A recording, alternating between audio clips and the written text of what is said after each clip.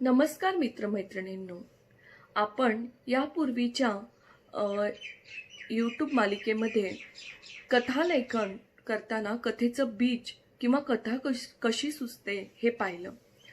आता आपण कथा ही पुढे कशी सरकते आणि कथेची सुरुवात, कथेचा मध्य व कथेचा शेवट कशा स्वरूपाचा असतो व याला कथालेखनात कसे महत्त्व आहे हे पाहूयात. खरं तर कथेची सुरुवातच चटकदार व चित्तवेधक असेल तर कथा वाचकाला वाचावीशी वाटते. कथेची शैली ही आत्मनिवेदनपर आहे का, संवादात्मक आहे का, याचा विचार होणे यालाही कथा लेखनामध्ये खूप महत्त्व आहे. कथेच्या शब्दमर्यादेवरूनच केवळ कथेचा घाट ठरत नाही किंवा कथा दीर्घ आहे की लघु आहे हे केवळ त्या कथेच्या लांबी रुंदीवरून ठरत नाही, तर त्या कथेमधील प्रसंग, पात्र, घटना यांची व्याप्तीही महत्त्वाची असते. लघु कथेमध्ये केवळ शब्दमर्यादा महत्त्वाची नाहीये, तर लघु कथेमध्ये कुठल्या तरी प्रसंगांची मर्यादा असते. तसेच 2 किंवा 3च पात्र असतात किंवा 1 किंवा 2च प्रसंगाभोवती कथानक फिरत असते. अचूक शब्दात कथेची मांडणी आपल्याला लघुकथेत करावी लागते, तर दीर्घकथेत अनेक पात्र व त्यातील संघर्ष, अनेक प्रसंग व त्यातून कथानक उभे राहते. कथेची सुरुवात, कथेचा मध्य व शेवट लेखकाला हे अनेक प्रसंगातून गुंफावा लागतो. दीर्घकथेत लेखकाला आपल्या मनातील द्वंद्व भाव कथेच्या अनुषंगाने मांडायला पूर्ण वाव असतो. म्हणजे दीर्घकथेमध्ये लेखकाला बॅटिंग आणि बॉलिंग करायला खूपसा वाव असतो. त्याला आपल्या मनानुसार, म्हणजे आपल्या कथेच्या अनुषंगाने किंवा पात्रविस्ताराला पात्र उभी करण्यासाठी, प्रसंग उभे करण्यासाठी, कथेमध्ये नाट्यमयता आणण्यासाठी, तसेच कथा रंगवण्यासाठी, विविध प्रसंग उभा करण्यासाठी भरपूर वाव असतो. खरे तर दीर्घकथा लेखनाचा प्रकार खूप कमी लेखक हाताळतात. आता बहुतांशी लेखक लघु कथा लेखनच करतात.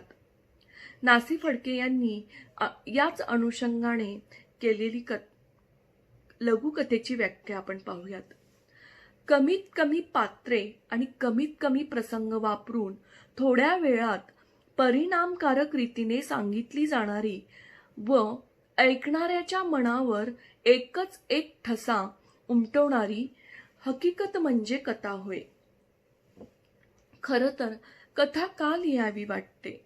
कथा लिहिण्यामागची भूमिका खूप महत्त्वाची आहे. कथा लेखनाचं तंत्र आणि मंत्र आता आपल्याला कळलाय, तर चला मग कथा लिहूयात असं म्हटल्याने कथा लिहिता येत नाही. कथा सुचण्याची प्रक्रिया खूप महत्त्वाची आहे. अस्वस्थतेतून येणारं कथाबीज हे नेहमी काहीतरी वेगळं मांडण्याचा प्रयत्न करत असतं. कथा लेखनासाठी कथालेखक हा संवेदनशील असावा लागतो. ही कथा लेखनाची पहिली अट आहे. कथालेखक हा संवेदनशील तर असावाच, पण कथा निर्मितीच्या प्रसव वेदना त्याला सहन कराव्या लागतात. तेव्हाच त्याच्या काळजातून उत्कृष्ट कथेचा जन्म होतो. अवतीभोवतीचा परिसर, माणसं, त्यांचे प्रश्न, त्यांच्या समस्या त्याला वाचता आल्या पाहिजेत व त्यासाठी उत्तम निरीक्षण क्षमता व चौकस नजर त्याच्याकडे असायला हवी. म्हणजेच कथा लेखकाला सूक्ष्मतेच्या पातळीवर कथेत बारकावे मांडता येतात. तसं पाहिलं तर कथा सुचणे व प्रत्यक्ष कागदावर कथा उतरणे ही प्रक्रिया खूप कठीण आहे, म्हटलं तर खूप सोपी आहे. कधी कधी एका बैठकीत कथा लिहून होते, तर कधी कधी एखाद्या ठिकाणी कथा अडकली तर 3-4 महिने आपण त्यात अडकून पडतो. येथे कथा लेखकाचा कसच लागतो. ती कथा पूर्ण होण्यासाठी संयम असावा लागतो. कथा लेखनासाठी आवश्यक अशी बैठक लेखकाकडे हवीच, तरच त्या कथेचं विश्व तो उभारू शकतो व तेव्हाच तो अनुभवाकडून प्रगल्भतेकडे वळू शकतो. कथा म्हणजे कुठल्याही घडलेल्या घटनेचा, आपण पाहिलेल्या व अनुभवलेल्या गोष्टींचा वृत्तांत नसतो, तर तो आपल्या मनात खोल रुजलेल्या गोष्टींचा परिपाक असतो. खरी कथा अंतर्मुख करायला लावते. कथा अनुभव हा जीवनाशी भिडलेला असला पाहिजे. कथा लेखनातील कथा वाचणाऱ्याला ती आपली गोष्ट वाटायला नको. कथा ही समाजाभिमुख असायला हवी. कथा लिहिताना तुम्हाला ती कुठल्या भूमिकेतून तुम्ही ती लिहिताय, मांडताय, हे खूप महत्त्वाचं आहे. कथेतून उपदेश व संदेश थेट सांगितलेला लोकांना आवडत नाही. आपला अनुभव जशाच तसा न मांडता कल्पनेच्या दृष्टिकोनातून तो असा लिहिला तर, तो तसा लिहिला तर कथा कशी आकार घेईल याचा विचार कथालेखन करताना होणे खूप गरजेचं असतं.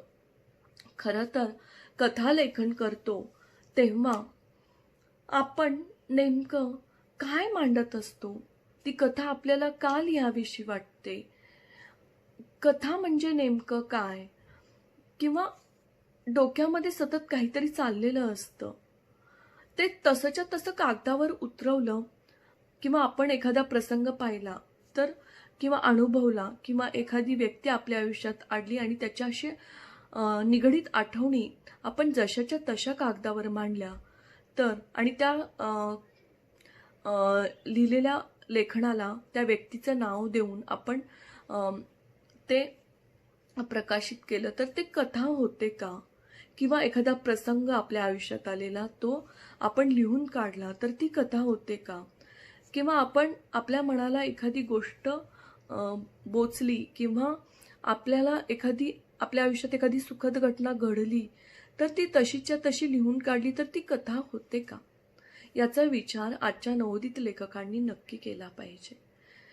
खरं तर कथा म्हणजे काय, तर कथेमध्ये नाट्य असलं पाहिजे, कथेमध्ये संवाद असले पाहिजे, कथेमध्ये निवेदन असले पाहिजे, कथेमध्ये पात्र खेळली पाहिजेत, कथेमध्ये वेगवेगळे प्लॉट्स असले पाहिजेत, कथेमध्ये क्लायमॅक्स असला पाहिजे,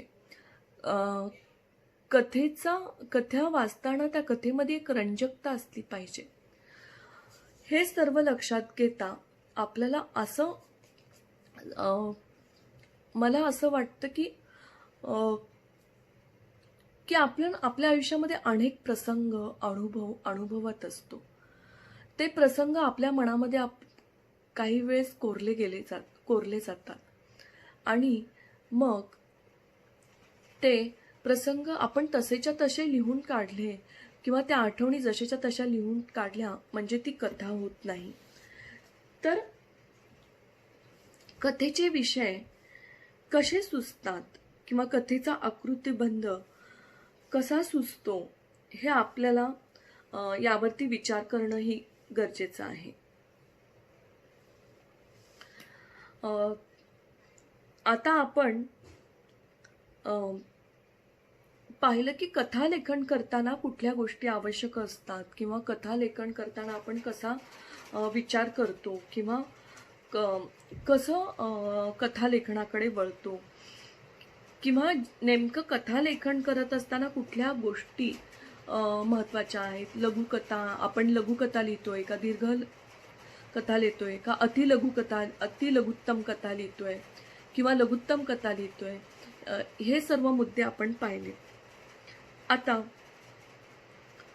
कथा लिहिताना आपल्याला आलेला अनुभव जशाचा तसाच न मांडता कल्पनेच्या दृष्टिकोनातून तो असा लिहिला तर, तो तसा लिहिला तर ती कथा कशी आकारास येईल, हा विचार होणेही कथा लिहिताना खूप महत्त्वाचं असतं. कथेच्या शीर्षकालाही खूप महत्त्व असतं, कारण त्यावरूनच तुमची कथा किंवा कथेची ओळख ही वाचकांना होत असते. मित्रमैत्रिणींनो, आता आपण लघुकथा, दीर्घकथा, अतिलघुत्तम कथा या दृष्टिकोनातून चर्चा केली. आता पुढच्या भागामध्ये आपण याच मुद्द्यावरती सविस्तरपणे चर्चा करूयात. तोपर्यंत धन्यवाद.